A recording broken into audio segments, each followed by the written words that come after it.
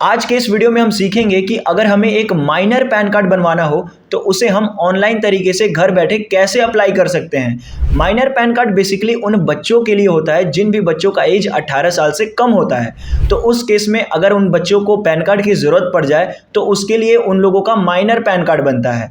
तो minor pan card को आप बाद में चल करके मेजर में भी कन्वर्ट कर सकते हो, बहुत ही आसानी से हो जाता है। तो सबसे पहले इस वीडियो में मैं आप लोगों को दिखाता हूँ कि माइनर पैन कार्ड को बनाते कैसे हैं। उसके लिए आपको सिंपली अपने फ़ोन में या फिर अपने डेस्कटॉप में गूगल ओपन करना है और DK ध्रुव लिख करके सर्च कर देना है। जैसे आप DK ध्रुव सर्च करते हो, DK ध्रुव का पहला ऑफिशियल वेबसाइट आता है ये वाला, इस पर क्लिक करके इस वेबसाइट में एंटर कर जाना है।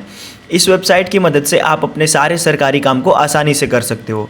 यहीं पर आपको पैन कार्ड का ऑप्शन देखने को मिलता है, पैन कार्ड के ऑप्शन पर क्लिक कर देना है। क्लिक करते ही नया पेज ओपन होगा, स्क्रॉल डाउन करेंगे और पैन कार्ड से रिलेटेड आपको बहुत सारे सर्विसेज मिल जाएंगे, जिसमें से माइनर पैन कार्ड अप्लाई का ये जो ऑप्शन है इस पर क्लिक कर देना है। क्लिक करते ही ये वाला आर्टिकल ओपन होगा, गेट माइनर पैन कार्ड, सिर्फ 7 दिनों में minor pan card apply online. तो स्क्रॉल डाउन करोगे तो यहाँ पर आपको स्टेप बाय स्टेप पूरा प्रोसेस बताया गया है कि माइनर पैन कार्ड को कैसे बनाते हैं, कितने रुपए का फ़ीस पेमेंट करना होता है, कितने दिनों में बनकर आता है, क्या क्या आपको आवश्यक डॉक्यूमेंट लगता है, किन किन लोगों का डॉक्यूमेंट लगता है। जैसे कि माइनर पैन कार्ड में उनके पिताजी का डॉक्यूमेंट, बच्चे का पिताजी का भी डॉक्यूमेंट आपको सबमिट करना पड़ता है। तो सब कुछ बताया गया है डिटेल में, तो आप एक बार इसे ज़रूर पढ़ लेना और सारे डॉक्यूमेंट्स को रख लेना। फिर उसके बाद अप्लाई करना हो तो अप्लाई माइनर पैन कार्ड का ये जो ऑप्शन है इस पर क्लिक कर देंगे। क्लिक करते ही आप इसके ऑफिशियल पोर्टल पर पहुंच जाओगे। कुछ इस तरीके का पोर्टल आता है, यहीं से आप 18+ वालों का भी बना सकते हो और यहीं से आप 18 से कम यानी कि माइनर पैन कार्ड के लिए भी अप्लाई कर सकते हो। अप्लाई करने के लिए सबसे पहले न्यू एप्लीकेशन पे क्लिक करेंगे। यहाँ पर एप्लीकेशन टाइप में application form number 93 Indian citizen जो है इस पर सेलेक्ट कर देंगे। स्क्रॉल डाउन करेंगे, फिर यहाँ पर फर्स्ट नेम डालेंगे, बच्चे का जो पहला नाम है वो, यहाँ पर मिडिल नेम डालेंगे, यहाँ पर सरनेम डालेंगे। अगर मान लीजिए मिडिल नेम नहीं है तो यहाँ पर फर्स्ट नेम और यहाँ पर लास्ट नेम डालेंगे। डेट ऑफ बर्थ यहाँ पर बताएंगे बच्चे का डेट ऑफ बर्थ क्या है। ईमेल आईडी फादर अपना दर्ज कर सकते हैं। यहाँ पर मोबाइल नंबर दर्ज करेंगे। इस कैप्चा कोड में यहाँ पर इस बॉक्स में टिक मार्क लगाएंगे, I am not a robot के ऑप्शन पे टिक मार्क लगाएंगे और फिर सबमिट कर देंगे। सबमिट करते ही आपके सामने कुछ इस तरीके का एक टोकन नंबर जनरेट होकर के आ जाएगा। इस टोकन नंबर को आप कहीं पे लिख सकते हो, अदरवाइज ये ज़्यादा कोई काम का नहीं है, इसे छोड़ दो और कंटिन्यू के ऑप्शन पे क्लिक कर देना। कंटिन्यू करते ही आपके सामने फिर से एक नया पेज ओपन होगा। यहाँ पर ऑटोमेटिक तीसरे वाले ऑप्शन पे टिक मार्क लगा होगा, जिसमें कि बता रहा है कि फिजिकली आपको अपने पैन कार्ड का सारा जो डॉक्यूमेंट्स है उसको सबमिट करना होगा। तो माइनर पैन कार्ड में बेसिकली यही सबसे बड़ा एक इशू रहता है कि आपको अपने जितने भी डॉक्यूमेंट्स है उसको आप ऑनलाइन तरीके से नहीं दे सकते हो, आपको मैन्युअली भेजना पड़ेगा पोस्ट ऑफिस के माध्यम से इस पते पर, और वो पता आपको दिया जाएगा आखिरी में। आगे बढ़ते हैं और यहाँ पर आपको physically copy of home address, तो हाँ आपको फिजिकली सॉफ्ट कॉपी चाहिए तो इस बॉक्स पे टिक मार्क लगाएंगे और स्क्रॉल करके नीचे आएंगे। यहाँ पर बच्चे का जो आधार कार्ड है उसका लास्ट का 4 डिजिट दर्ज करने बोल रहा है, वो दर्ज करेंगे। यहाँ पर आधार कार्ड के ऊपर जो भी बच्चे का नाम है वो दर्ज करेंगे और यहाँ पर ऑटोमेटिक जो भी हम लोगों ने शुरू में डिटेल्स फिल किया था बच्चे का, ऑटोमेटिक डेट ऑफ बर्थ और उसका नाम फिल होकर के आ जाएगा। यहाँ पर केवल जेंडर बता देना है और फिर यहाँ पर रजिस्ट्रेशन नंबर में कुछ भी फिल नहीं करना है। यहाँ पर आपको 2 ऑप्शन मिल रहा है यस और नो करने का, मतलब कि whether the mother and father is a single parents, यानी कि जो बच्चे का आप अप्लाई कर रहे हो वो बच्चा सिंगल पेरेंट्स है, क्या उसके पापा या फिर मम्मी दोनों में से कोई एक नहीं है। तो ऐसे केस में अगर नहीं है तो आप यस करना, अगर दोनों हैं तो नो कर देना। अब यहाँ पर आपको फादर का डिटेल्स मांग रहा है, जैसे कि फादर का first name, middle name, last name, और नीचे में मदर का डिटेल मांग रहा है, मदर का first name, middle name, last name अच्छे से दर्ज करेंगे। और यहाँ पर आपसे पूछ रहा है कि क्या आप अपने पैन कार्ड पे किसका डिटेल फिल करना चाहते हो। तो बेसिकली सब लोग चाहते हैं कि उनके पैन कार्ड के ऊपर उनके फादर का डिटेल भरा हुआ हो, तो यहाँ पर फादर के ऑप्शन पर टिक मार्क लगाएंगे और फिर नेक्स्ट के ऑप्शन पर क्लिक कर देंगे। अब आपके सामने फिर से नया पेज ओपन होगा। यहाँ पर आपको थोड़ा सा अपना इनकम सोर्स के बारे में बताना है। जैसे बच्चा अभी माइनर है तो उसका नो ही इनकम होगा, नो इनकम पे करेंगे।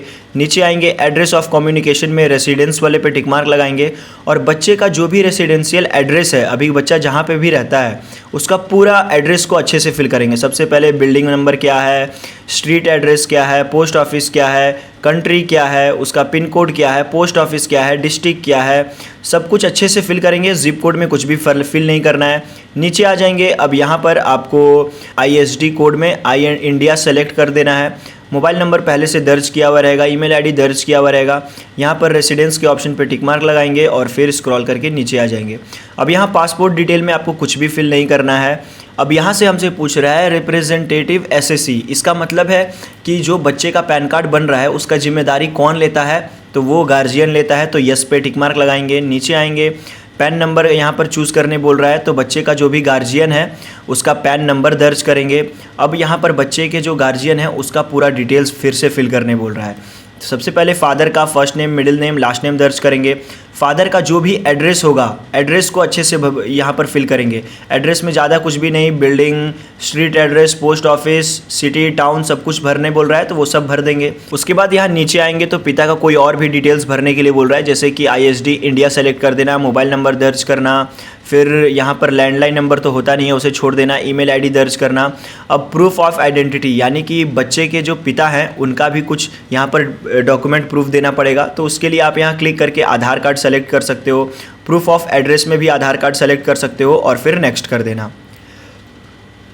नेक्स्ट करते ही यहाँ पर फिर से नया पेज ओपन होगा और AO कोड यहाँ पर पूछ रहा है।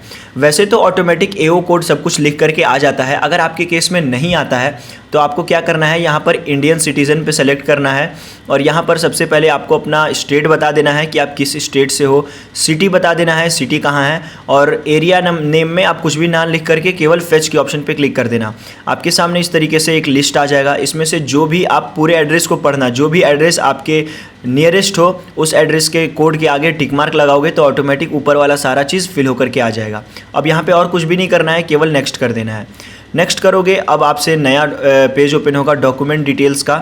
यहाँ पर सबसे पहले आपको बच्चे का सारा डॉक्यूमेंट प्रूफ देना है, जैसे कि प्रूफ ऑफ आइडेंटिटी में आधार कार्ड सेलेक्ट कर सकते हो, प्रूफ ऑफ एड्रेस में भी आधार कार्ड सेलेक्ट कर सकते हो, और प्रूफ ऑफ बर्थ में यहीं पर एक नया चेंजमेंट किया गया है कि अब प्रूफ ऑफ बर्थ में आधार कार्ड सेलेक्ट नहीं कर सकते हो।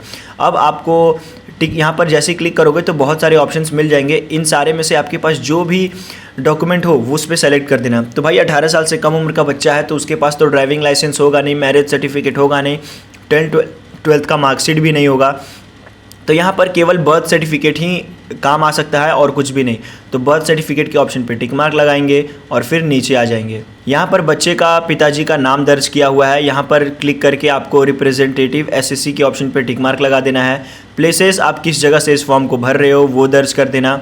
यहाँ पर डिक्लेरेशन के अंदर आपको रिप्रेजेंटेटिव एसएससी लिख करके सबमिट कर देना है। सबमिट करोगे आपके सामने फिर से नया पेज ओपन होगा।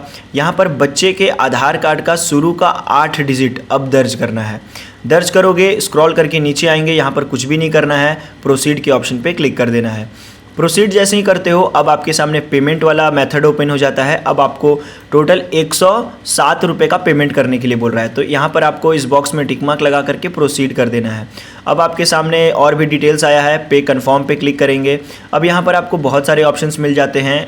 बेसिकली बहुत ही आसान होता है बारकोड के ज़रिए अपने पेमेंट को कंफर्म करना। तो इस पर UPI पे क्लिक करके QR पे क्लिक करोगे तो QR कोड ओपन होगा और इस पेमेंट को प्रोसीड कर देना। प्रोसीड करते ही नया पेज ओपन होगा, यहाँ पर कंटिन्यू कर देना है। फिर से नया पेज ओपन होगा, नीचे आएंगे, इस बॉक्स में टिक मार्क लगा करके ऑथेंटिकेट के ऑप्शन पे क्लिक कर देंगे।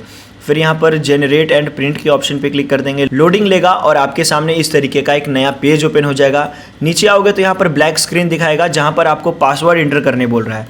तो यहाँ पर उस बच्चे का जो भी डेट ऑफ बर्थ हो उसे यहाँ पर पासवर्ड के तौर पे आपको दर्ज करना है। इस तरीके से दर्ज करके ओके कर देना। ओके करते ही आपके सामने इस तरीके से एक PDF ओपन हो जाएगा। इस PDF को सबसे पहले आपको प्रिंट आउट निकलवा लेना है। प्रिंट आउट निकलवा करके इसमें आपको करना क्या है मैं आपको बता देता हूँ। जैसे कि इसमें कुछ भी नहीं करना है, बस आपको बच्चे का पासपोर्ट साइज़ का फ़ोटो अटैच करना है और गार्जियन से एक सिग्नेचर यहाँ पर करवा लेना है।